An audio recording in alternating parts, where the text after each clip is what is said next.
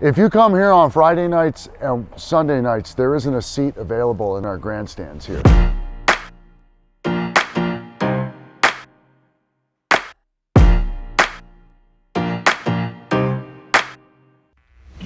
This building's been here since the early 60s. It was never meant to be a permanent building.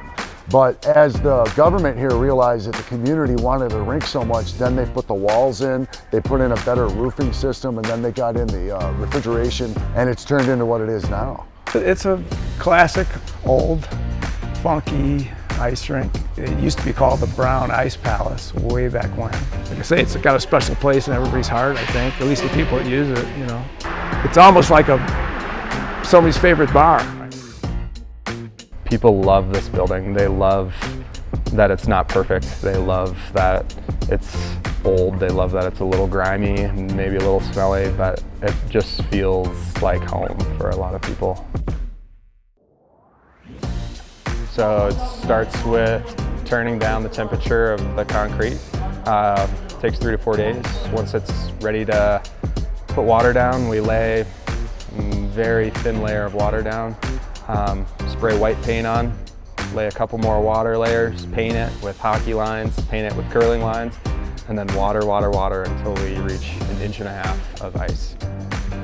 But it takes 350 gallons of white paint, it takes 95 gallons of blue, 90 of red, and that's without all the curling circles. And it's just labor intensive. There's no way to speed it up. And we're known for having good ice, so we want to take the time and do it correctly. Ooh, typically we'd love to have like 2 weeks to do it, but this year we got it done in about 7 days. It was a long process, but we got it done.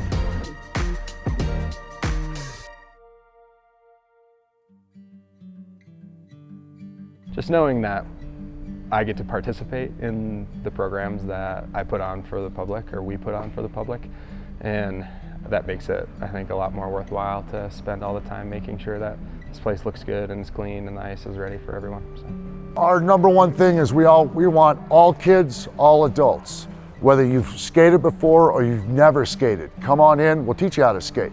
We want everybody who ever wants to be on the ice to come in here and get on the ice, period. And we'll always work with anybody. I mean, even if it's people, we've had people come in, they don't know a thing about hockey, but give them a pair of skates and bring them out on the ice. If it's their first time, what the heck? That's how you build the passion for the sport. And then you turn into Dan and I. You know, I'm 55 years old and I have a passion for the sport I built when I was 4. It's here for fun. This is a hockey crazed community. So like Nooner's hockey, like we just saw, it's like everybody's birthright to come and play Nooner hockey. Most of your adult leagues are all here. So this is a go-to spot for a lot of people. That's why it's probably got a special place for me. You know.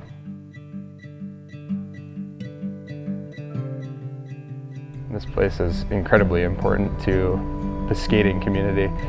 This place has been around, like I had mentioned, for 50 plus years with user groups that have been around for just as long. I hope to see the Aspen Ice Garden continue for another 50 years. Renovations make it look nicer, but keep the ice garden here.